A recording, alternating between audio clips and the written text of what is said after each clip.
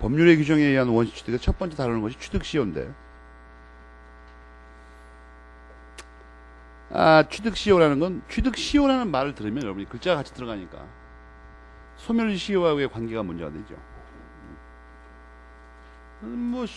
소멸시효는 권리가 소멸하는 거고, 효과상 취득시효는 권리를 취득하는 겁니다. 그러나 현행법상 그 취득시효는 실제로는 소유권과 질권에서만 인정되고 있죠. 어쨌거나 시효로 질권만이 아니라 참 지효권 등등등 일정한 데 준용이 되니까. 근데 이 취득시효의 의의는 뭐냐면 거기 써있는 대로 앞에 건 다 똑같은데 그 시효라는 그 같은 말 때문에 다 똑같은데 권리가 취득되는 효과만 발생한다 이렇게 돼 있죠. 그리고 이제 총칙에서 미리 검토했지만 소멸시효는 우리 민법상 총칙에 규정되어 있는데 취득시효는 물권편에서 규정하고 있다. 존재 이유는 다 똑같다 이거죠. 다 똑같다.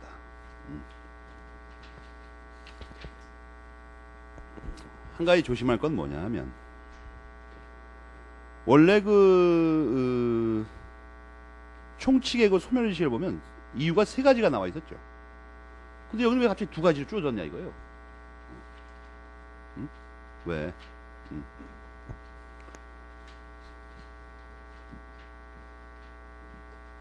그런 걸 못 느낍니까? 총칙의 소멸시효의 인정 근거는 세 가지 아니에요 원래. 그죠? 근데 여기는 그 두 가지 중에 그 세 가지 중에 두 가지를 그 괄호 1번에서 합쳐놨죠 그냥.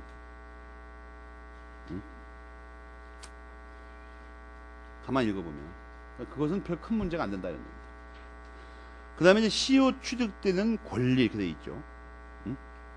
그래가지고 소유권과 그 밖의 재산권이다.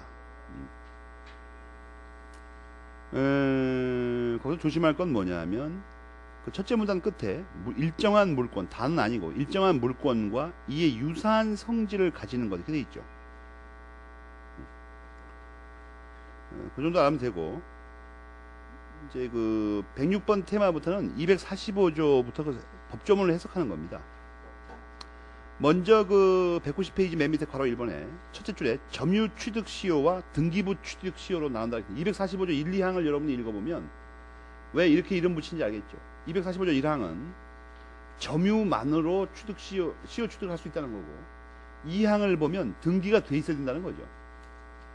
그래서 이름을 이렇게 붙인다 이거예요. 통상 점유 취득 시효, 등기부 취득 시효. 법조문을 보면 여러분이 이해가 되죠. 맨 밑에 부분을 보면 괄호 1번에 그 밖에 여러 가지 이름이 나와 있죠. 현재는 점유 취득 시효와 등기부 취득 시효가 가장 많이 통용되는 것으로 보입니다. 용어는 뭐 거의 광주 선생님의 용어에 따르니까.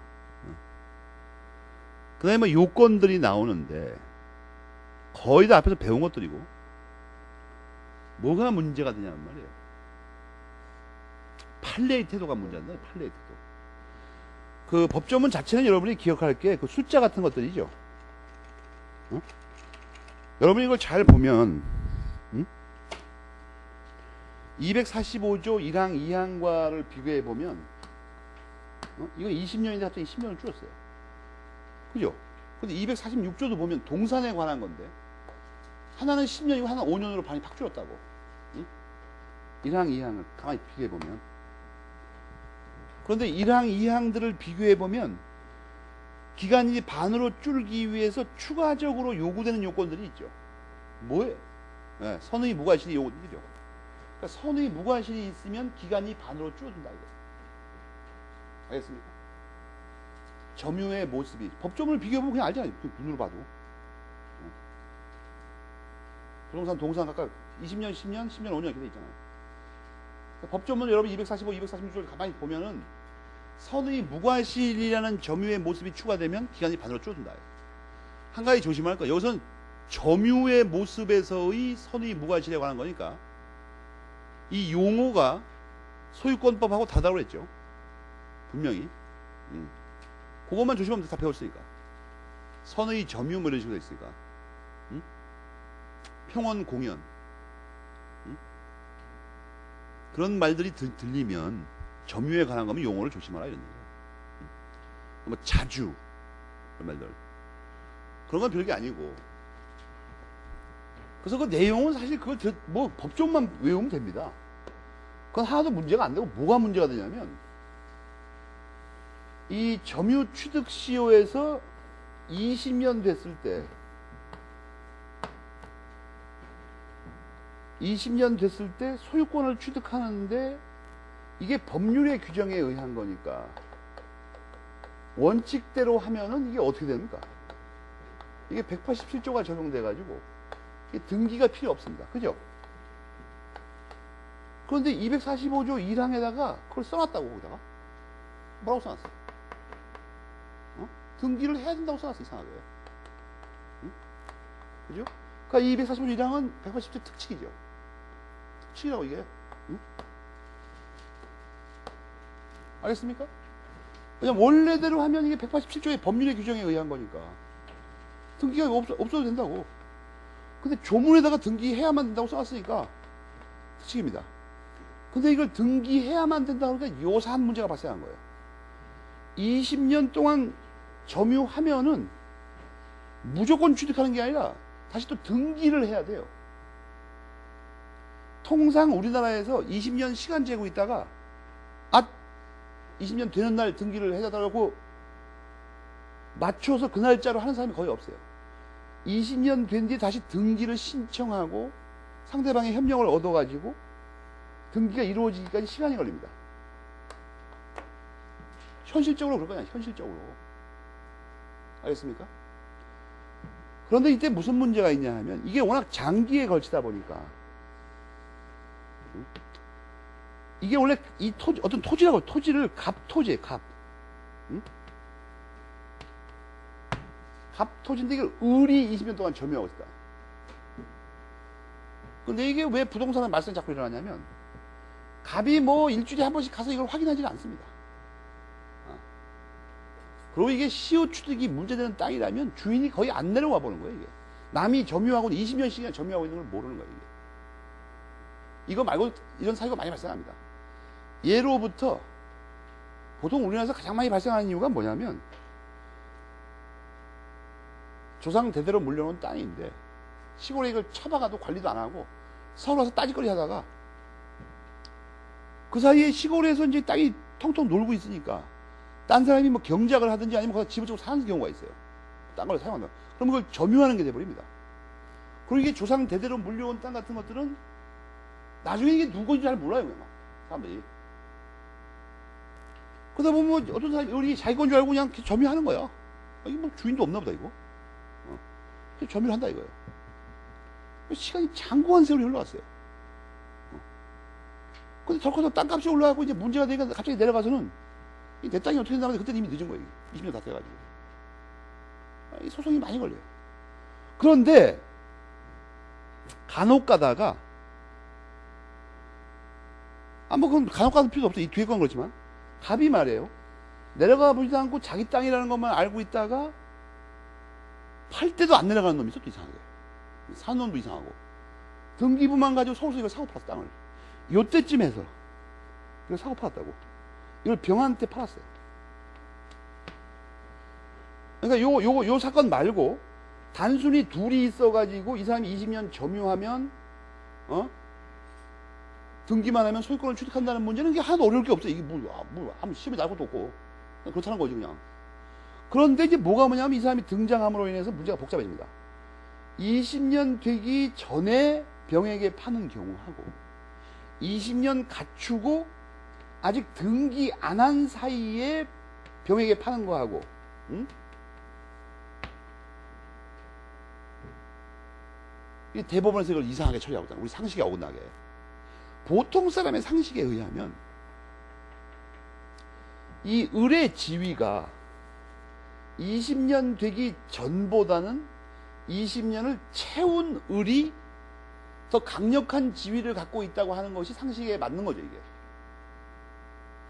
18년 점유한 사람보다 20년 점유한 사람이 더 보호받아야 되는 거 아니에요? 그냥 상식에 의하면.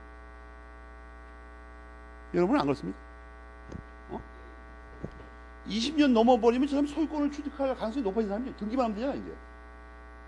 20년 안 된 사람은. 이건 뭐 등기는 둘째 치고는 시효 기간을 못 채웠잖아, 아직. 20년을. 보통 사람 상식에는 20년 된 사람부터 보호해야 됩니다.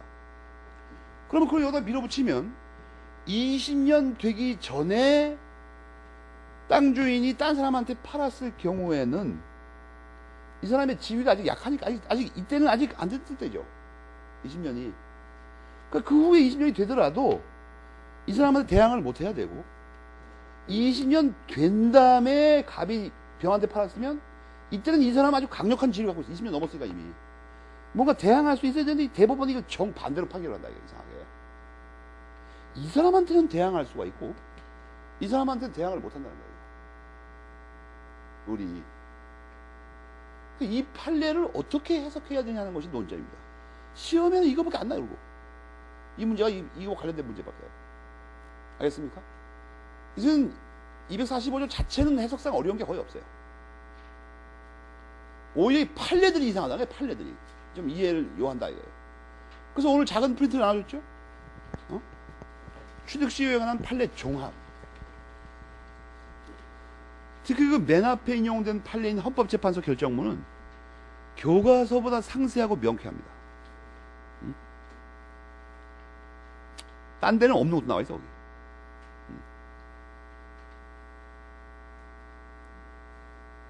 그 제목을 제대로 다 붙여놨으니까 다른 대법원 판례들까지 끝까지 다 정리하고.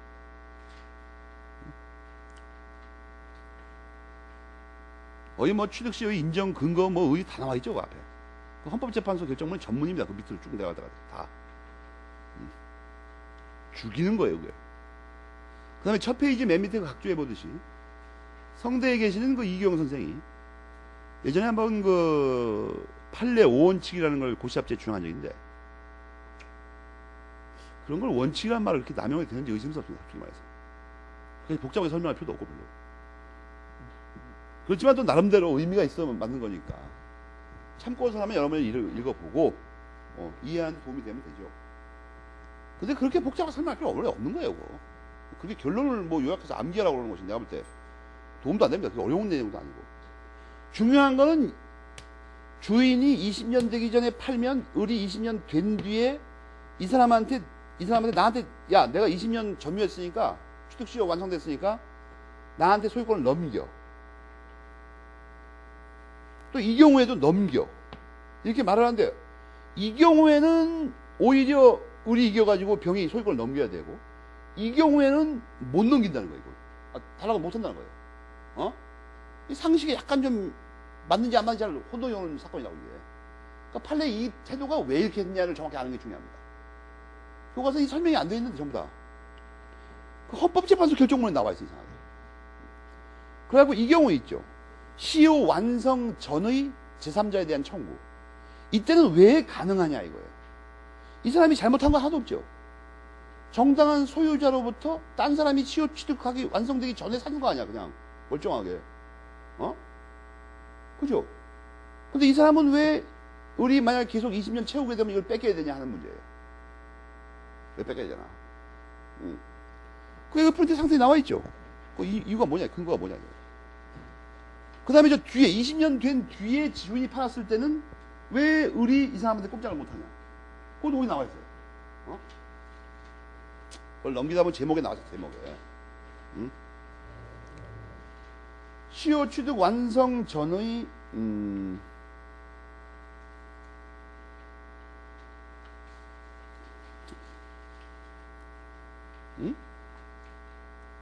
그 앞에 나와 있죠. 그 2페이지부터. 그 보면은 완성 전후에 대해서 왜 이렇게 하나 나와 있어요. 이 완성 전의 거는 한마디로 말하면 그건 그 밑에 각주 대법원 판례 정확한데 이걸 이해하려면 앞에 총칙에서 배운 시효에 관련된 법리를 이해하고 있어야 돼요. 이것은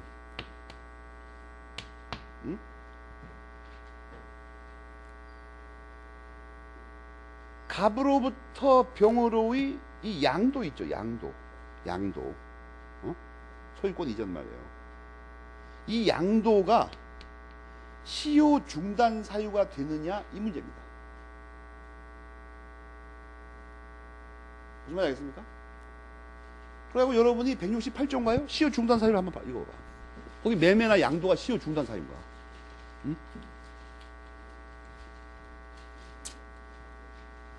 없다고 그런 게. 어? 그래서 시효는 그냥 유효하게 진행하는 거예요. 무슨 말인지 알겠습니까? 거기 그 프린트 다 써있지. 시효 중단이 안 된다고. 이거. 2페이지 각주인가 어디 각주에 뭐 대법원판에 나와 있다고.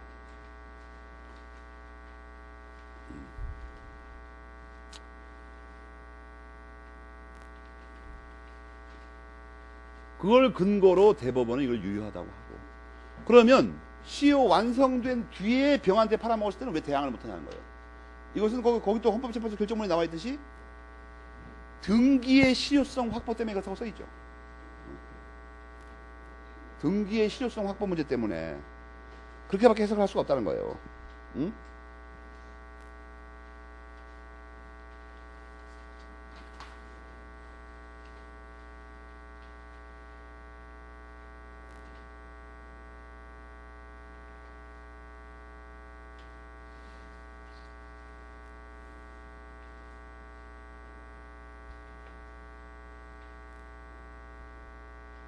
그 2페이지 맨 밑에 문단부터 그 다음 페이지 상단까지 빠른 속도로 읽어봐요.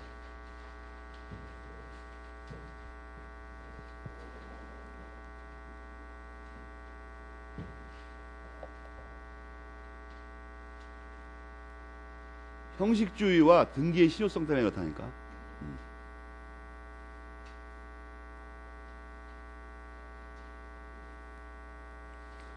이걸 알면 이걸 까먹을 리가 없어요. 이유를 알고 있는데 결론을 까먹는다는 게 말이 됩니까, 여러분?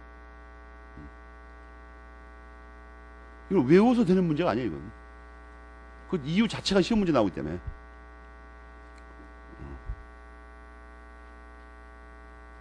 알겠죠? 이유를 알고 결론을 익히면 되죠. 그 다음에 이제 가장 유명한 논점이 또 한 가지 관련된 논점이 그 뒤를 프린트물 뒤로 가다 보면 시효 기산점 문제가 있습니다. 시효의 기산점. 이 대법원 판례의 태도가 또 매우 문제가 되는데 보통 자기가 그 점유를 시작한 기산점을 외우고 있다가 뭐 예를 들어서 뭐 1980년 뭐 3월 1일이다.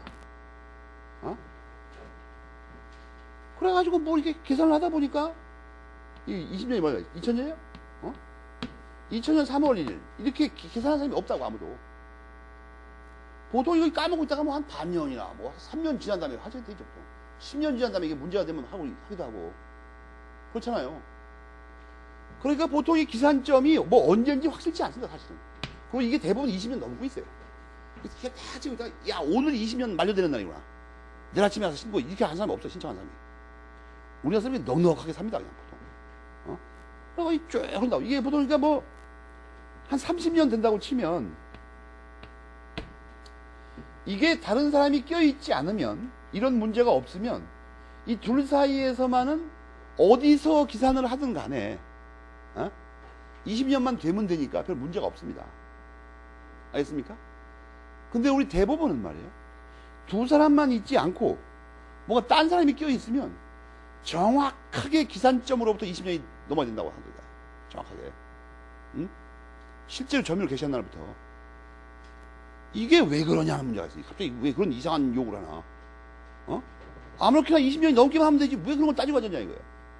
뭐 때문에 그러냐면 잘 생각해봐요. 조금 전에 20년 되기 전에 딴 사람한테 판 거에 대해서 이 사람이 대항할 수 있다고 그랬죠. 언제든지. 근데 20년 된 다음에 산 사람한테는 대항 못한다고 그랬죠. 만약에 기산점을 아무데나 선택할 수 있다고 한다면 이 사람이 뭐 여기가 예를 들어 여기가 23년째라고 하면 여기서부터 하니까 23년이란 얘기입니다. 그래갖고 20년 여기고 그러니까 이 사람한테 대항을 못해요 지금 우리. 근데 원래 이게 여기서부터 하니까 그러는데 원래 이게 옛날부터 점유하고 있었으면 이렇게 그렇게 말하지 말고 그냥 저 놔두고요. 여러분이 혼동을 올 테니까. 그냥 이렇게 하니까 이렇게 되는데, 만약 기산점을 선택할 수 있으면 여기 3년 지난 날부터 기산을 하면 어떻게 됩니까? 여기가 20년이 되죠. 여기가 시작점을 여기로 잡으니까 여기가 20년이 되고 이 사람이 뒤로 밀리잖아요. 그럼 이 사람한테 돌려달라고 못 그러죠. 그렇잖아요.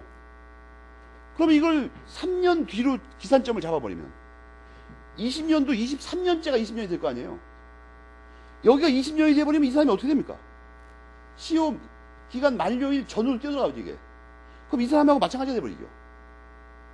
그럼 이 사람한테 대항할 수 있게 되죠. 그러니까 이걸 허용하면 어떻게 됩니까? 이 사람이 이걸 마음대로 조종해가지고 이 사람들 전부 20년 안쪽으로 몰아넣을 수가 있다고. 무슨 말인지 알겠습니까? 그러면 언제나 을이 누구한테나 대항할 수 있게 되죠. 20년 안쪽에서 매매가 이루어지게 돼버리니까. 이게 이해가 안 갑니까? 이게 이해가 안 가면 안 되는데, 이게 뭐 아무도 안 얘기인데, 이거? 지금 설명한 문제를 잠깐 놔두고, 조금 전에 문제됐던 게 뭐냐면, 시효 완성 전에 제3자한테 원주인이 팔아버리면, 이 을이 이 사람한테 대항할 수 있다고 했어요. 그걸 나한테 넘겨달라고 할 수 있어요. 근데 20년 넘은 뒤에 산 사람한테는 못 건다고 했죠. 이유를 다 됐잖아. 시효 중단이 안 되고, 이건 뭐에 등기 때문에. 근데 을이 잔머리를 쓰는 수가 있죠. 아, 그래? 그게 왜 그런가 가만 봤더니, 이 사람이 시효 완성 뒤에 산 걸로 돼갖고 들어가는 거 아니에요. 실제로 그렇게 그랬고. 그런데, 이걸 지금도 계속 점유하고 있는 사람이라면, 이걸 3년 뒤에 점유를 시작한 걸로 해버리면, 이쪽 끝, 20년 끝도 3년 뒤로 넘어갈 거 아니야. 20년이 되려면. 23년이 여기가 20년이 된다고. 그럼 이 사람이 대항할 수 없던 사람에서 대항할 수 있는 사람 쪽으로 갑자기 안쪽으로 들어가 버린다고, 이게. 20년 안쪽으로. 그러니까, 앞에서 미리 말한 판례의 태도가, 만약에 기산점을 을이 마음대로 정할 수 있다고 그러면, 얼마든지 피해 나갈 수 있다는 얘기죠. 그렇게 하면 안 되죠, 이게. 대법원 판례가 유지될 수가 없는 거냐, 그러면. 말이 이상해가지고. 그러니까 기산점을 못 움직이게 한 거예요. 기산점 자꾸 움직이면 이게 왔다 갔다 하니까 자꾸 고무점 그냥 대항할 수 있다가 갑자기 땡기면 없다가 이상하잖아, 이게 말이. 그러니까 이거 시작점을 못 고친다, 이렇게 한 거예요. 기산점을 반드시 고정시켜야 된다. 단 언제? 제3자가 문제가 될 때. 당사자 둘밖에 없으면 이게 문제가 전혀 안 돼. 이게 아무 데나 잡아도. 거기 그 판례 기산점에 그렇게 써있죠. 응? 기산점. 그 4페이지. 기산점 빨리 읽어봐요. 과연 그런 내용인가? 4페이지 맨 밑에 기산점 판례들.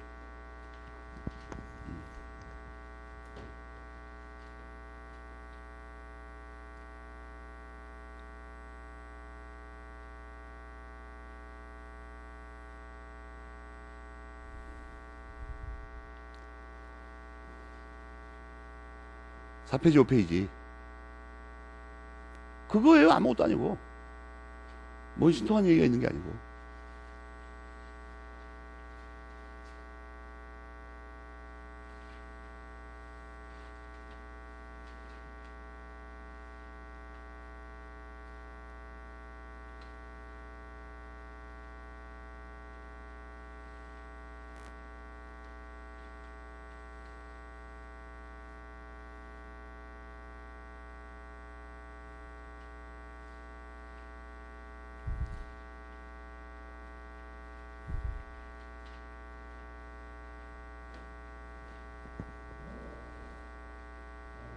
무지하게 쉬운 건데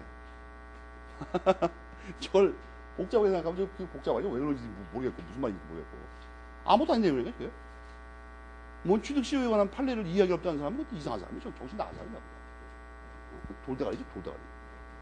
지금 들어본 얘기에서 뭐가 이렇게 어려운 얘기가 있어요. 이걸 비비꼬아 놓은들 뭐 무슨 상황이 있다는 거야 이게. 무슨 말인지 알겠습니까? 그 다음에 추가적인 논점이 있습니다 여기에. 이게 판례를 특별히 정리해주는 이유가 뭐냐면, 그런데 이 뒤에 거 있죠. 20년 된 뒤에 넘겼을 때 이 사건 말이에요. 이걸 여러분이 잘 보면, 이 구조를 잘 보란 말이야. 구조를. 갑이 20년이 넘어간 을한테는 소유권을 이전시켜줘야 될 의무가 있죠. 그죠? 응? 청구하면 을한테 넘겨야 됩니다. 그런데 20년 된 뒤에 병한테 넘겼다 이거야. 병한테 팔고 등기 다 넘겨줬어요. 그러면 이 사람은 대항을 못합니다. 이 사람이 소유권자니까. 지금까지 배운 거예요. 그런데 이 구조를 잘 보니까 소유권 이전 등기를 이쪽으로 해줘야 될 의무가 있는 사람이 이쪽으로 넘겼다. 이게 어디서 많이 보던 얘기죠. 이거 자체가. 이 부동산 이중매매와 똑같은 결론이야. 문제가. 부동산 이중매매도 갑이 을한테 먼저 팔아먹고 넘겨줬어야 되는데 다시 팔아먹고 넘겨줬다는 얘기 아니야. 여기서 팔아먹은 거 대신에 취득시효가 완성된다는 거 빼고선 나머지 구조가 똑같잖아. 지금 보니까. 그러니까 이 경우에도 그 법리가 그대로 적용됩니다. 이건 무슨 말이냐면 이렇게 간 것이 유효하지만 이게 무효가 되는 수가 있다는 얘기죠. 무효가 되는 수 있잖아. 어떤 경우라고 했어? 배이맹이의 이 병이 적극 가담한대. 제2매수인이. 을이 시효 취득이 완성돼서 이렇게 넘겨줘야 된다는 것을 이 자식이 뻔히 알고 있으면서도 갑과 짜고서 사서 소유권을 넘긴 거라면 당연히 이것도 103조 위반으로 무효입니다. 이게. 그런 경우에는 나머지는 똑같이 적용되는 거지. 다 설명이 다 똑같이. 부동산 이중매매하고. 무슨 말인지 알겠어요? 그러니까 내가 뭘 이렇게 문장을 외우지 말라는 거야. 이게 문장을 외우면 이게 멀쩡 터져버려. 잘못하면 이거. 부동산 이중매매 논점이 한 이유가 있대죠. 어떻게 따져 외우지. 각 경우마다 이걸. 그냥 이렇게 되면은 이게 똑같이 다 처리된다. 이게 공식처럼. 그걸 기억하라. 그걸. 복잡하게 공부하지 말고. 근데 빠르지 않습니까? 무슨 말인지 알겠습니까?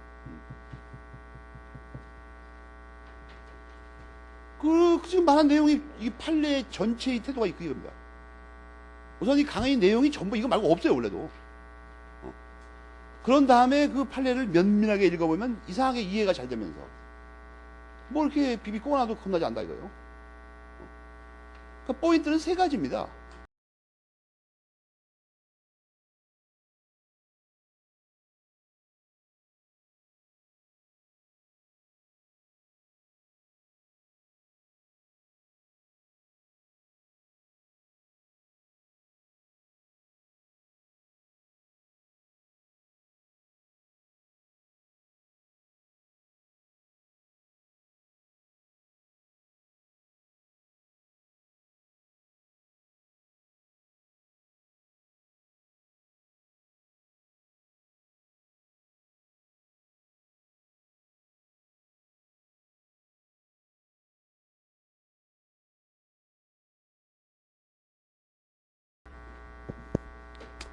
취득시효에서는 이것만 문제되면 이것만.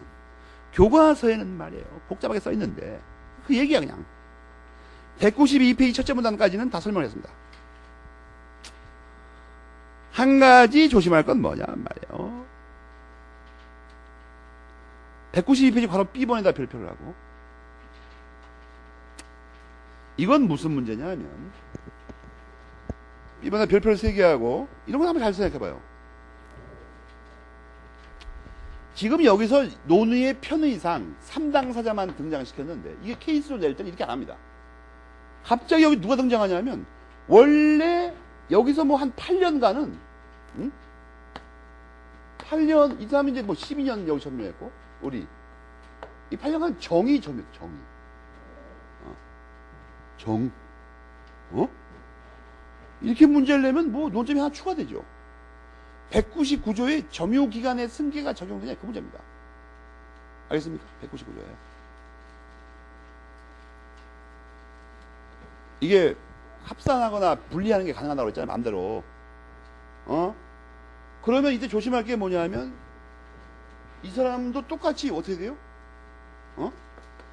자주 점유해야 됩니다. 알겠어요? 타주면 안 되지. 합산하면 저보다 사주 되버려. 20년이 다. 199조 그건 논점입니다. 근데 이건 작은 문제로 케이스 낼 때 이렇게 네 사람이 등장하는 거고, 이런 큰 문제로 되면 물권법만 물어보면 안 되죠. 딴 데를 같이 물어봐야 된다고. 그래서 갑자기 뭐라고 그러냐면, 이 정의 말이에요. 아니면 이 사람이 그거 직접 갖다 되고, 이게 뭐 물을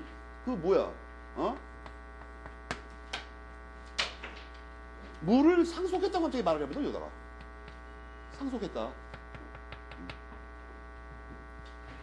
이거 근데 원래 물권법이 있는 거죠. 이 자체도 상속인의 점유.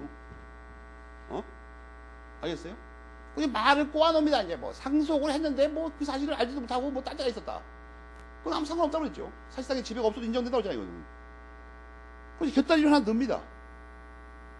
기. 가불병정 무기까지 등장해가지고 6번째. 기가 등장이 뭐야? 기는 직거인 양 이걸 차지하고 앉아있었다. 상속인이 모르는 사이에. 이건 또 상속회복 청구권이 문제가 됩니다. 이 참칭 상속인은 어떻게 처리할 것인가 이거. 내가 지금 무슨 얘기 하려고 하냐면, 어떤 구조적인 이해와 기초 개념의 정확한 이해가 돼 있으면 필요한 거예요. 이 문제를 어떻게 낼 건가는 별로 걱정될 일이 아니에요. 이게 아무리 꼬아도 상관없어요. 뭐 아무 문제도 아니니까 이거. 근데 이게 쪼각쪼각 암기를 하고선 불확실한 지식을 갖고 있으니까 그냥 사람 6명 등장하면 그냥 까마쳐버린다. 그냥. 놀래가지고, 자원적 놀래가지고. 아무것도 아닌데. 그럼 왜 그러는 거예요? 확신이 없는 거 자기 지식에 대해서 이상하게. 여러분, 뭐든지 그렇죠. 뭐 공부뿐만 아니라 게임을 하더라도 뭐 사전 준비가 좀 돼 있고 연습이 좀 돼 있어갖고 확신이 있으면 별로 겁나 안 나는데, 두 번째 해보는 거다. 근데 상금은 100만 원이 걸려있다, 지금. 그 제프에 놀래가지고 못해요. 평생 동안 책만 봤다. 퀴즈 대회에 나갔다. 이번 상금이 연말 결선이라 5억이 걸려있다. 그런데 공부를 거의 안 했다. 떨리는 게 당연하죠. 그건 안 떨리는 이상한 놈 아니야? 미친놈 아니야? 그거. 그러니까 이 자체가 그렇게 문제가 되는 게 아니에요. 핵심만 이해하고 있으면. 구조를 이해. 그래도 지금 무슨 문제가 있냐면 참, 이렇게 8년, 12년 이렇게 문제가 될 수가 있습니다. 이거 합산할 수 있다고 아까 말했죠? 150써 있으니까. 문제는 뭐냐면 245조 1항에서는 점유만 말하고 있으니까, 점유는 199조에서 당연히 분리 합산이 가능합니다. 뭐 아무렇게나 해도 상관없으니까. 245조 2항에서는 근데 점유와 등기를 신년해야 된다고 써 있어요. 그러니까 점유는 299조대로 문제가 없어요. 근데 이거는 어떻게 되냐? 등기도 합산할 수 있냐? 이게 문제가 됩니다. 등기된 기간도 합산이 가능할까? 왜냐면 이거 199조 안 써 있죠, 이거. 점유는 되는데 합산하는 게, 이거는 어떻게 되냐 이거. 잘 생각해봐. 이게 안 된다 그러면 만약에 이 항은 거의 적용이 안 돼버립니다. 대부분 등기에서 점유해야 되는 경우에 합산이 문제가 되면 안 된다는 거 아니야. 등기 안 되면. 점유 아무리 합산돼도. 그러니까 245조 이 항이 잘못하면 실효될 염려가 있어. 그래서 대법원이 태도를 바꿨습니다. 바로 B번을 보면 판례가 변경됐다고 나와 있죠. 등기도 199조처럼 처리한다. 즉 합산이 된다 이거. 합산이 전원합의체 판결을 바꿔봤습니다. 이거. 옛날 안 된다고 나가. 그래야 245조 2항의 적용이 활발해질 거 아니에요. 그게 된다고 그래야.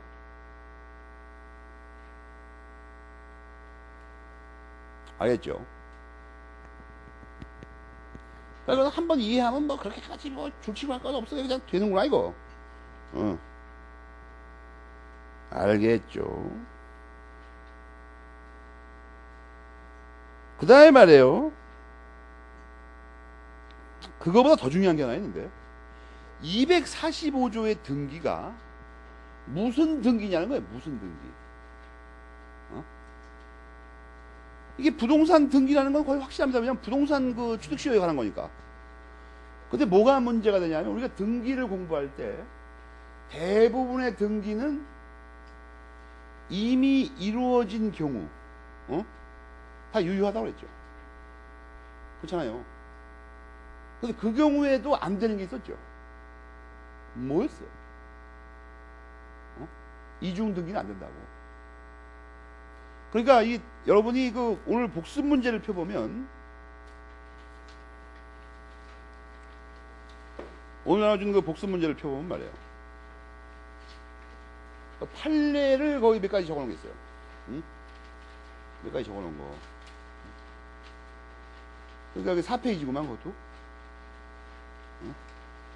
245조 2항에서의 등기가 뭐냐? 1항, 2항.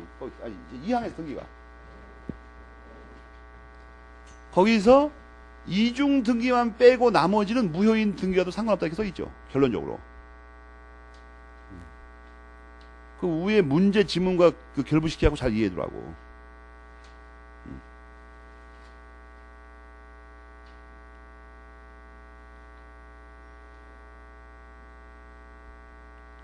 다른 무효는 상관이 없는데 이중 등기로 무효인 건 안 된다고. 그런데 외울 필요도 없는 게 이중 등기로 무효인 등기를 유효하다고 해버리면 이게 말이 이상하잖아요. 등기가 2개 있는데 지금.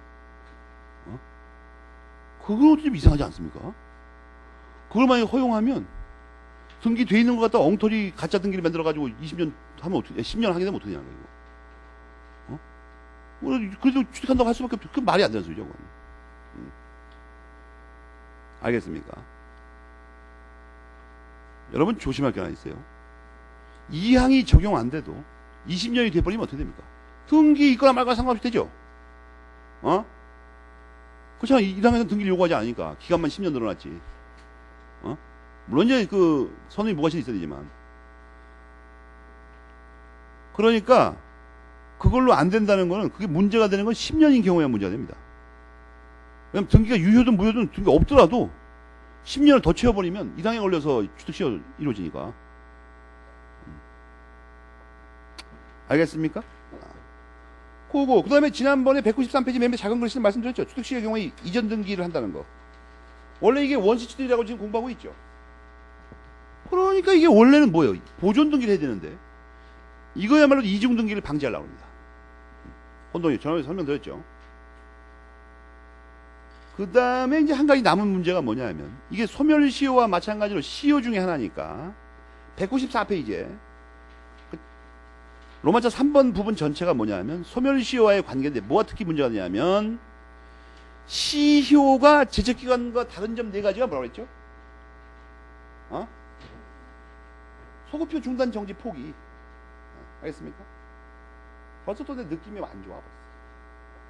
그래서 여러분이 설날 뭐 했는가를 감이 온다 이거였어요. 옛날에는 우리 젊을 때는 설날 뭐 했냐고 그러면 대부분 하는 일이 정해져 있습니다. 텔레비에서 하루에 2개씩 하는 영화를 다 때려봤다 이거. 돌아가면서. 요즘 내가 볼 때 영화도 안 보죠. 재미없으니까. 여러분 그 영화 다 본 거죠? 비디오방에서. 영화 중에 내가 요새 본 것 중에서 무지하게 재밌는 영화가 뭐냐면 페이체크라는 영화 있죠. 그건 상당히 아이디어가 뛰어나더만 보니까. 미래를 기억하라 뭐 이렇게 나오는 거죠. 그거는 상당히 그 시나리오가 뛰어난 것 같아요. 물론 나는 뭐 영화관에서 못 봤고 그냥 그냥 요새 그 젊은이들이 불법 사이트를 어떻게 운영하는가를 검토하다가 그냥 뭐 이렇게 화질이 좀 폼나는 것 같길래 좋은 것 같길래 그 라스트 뭐 사무라이가 그거는 정말 그 엉터 같은 영화더만요. 그러니까 걸레 같은 영화입니다. 여러분 그거 보면 일본 영화들을 봐봐요. 그냥 차라리 그럴 바에 사무라이 영화들 죽여요 그냥. 일본어 때문에 안 되지. 일본어 때문에. 그런데 지금 그 뭐가 되냐면 소급표 중단 정지 포기는 어떻게 되냐는 거야. 이 취득시효에서는.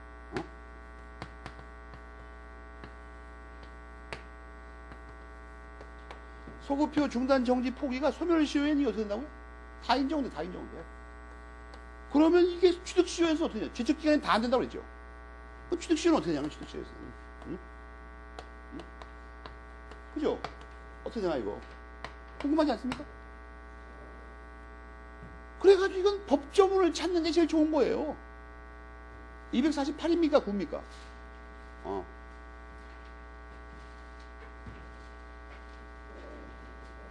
뭐 7령 어디 7, 8, 9에 있겠죠 그게. 법조문에 써있는 거가 다가 아니죠. 내가 가만 보니까. 그죠? 그러니까 또 문제가 또 생기냐. 나머지는 그럼 어떻게 되냐는 거야. 그 법조문을 제한적 규정으로, 열거 규정으로 해석하면 어떻게 됩니까? 나머지 안 된다는 거지, 규정이. 근데 그게 예시 규정이라고 하면 나머지도 다 된다는 거야, 이거. 총칙에서 여러분 답은 알고 있지, 총칙 때문에 공부해서. 취득시효에도 다 인정돼. 알겠습니까? 당연히 똑같은 시효니까 이게. 효과상의 차이점이 없으니까. 무슨 말인지 알겠습니까? 다 인정된다고. 교과서에 그게 써있죠. 다 인정된다.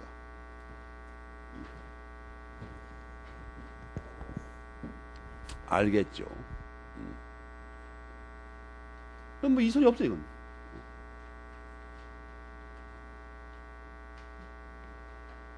동산 소유권의 취득 시효는 뭐 기간하고 뭐 객체만 다르지 다 차이점이 없습니다. 알겠습니까? 195페이지 상단도 그 얘기죠. 중단 정지는 어떻게 되냐. 이런 건 몰아서 그냥 네 가지가 어떻게 되냐 그 얘기예요. 그냥 간단히 얘기해서. 무슨 말인지 알겠습니까? 그러니까 이게 뭐 되게 복잡한 것처럼 별거 없어요. 그냥 판례의 태도를 정확히 알고 법조문 정확히 읽은 다음에 마지막으로 그냥 소급표 중단 정지 포기 어떻게 되나. 시험에 그거밖에 안 납니다. 중요한 그거밖에 없으니까. 아까 설명했던 이거 있죠. 시효에 관련된 판례.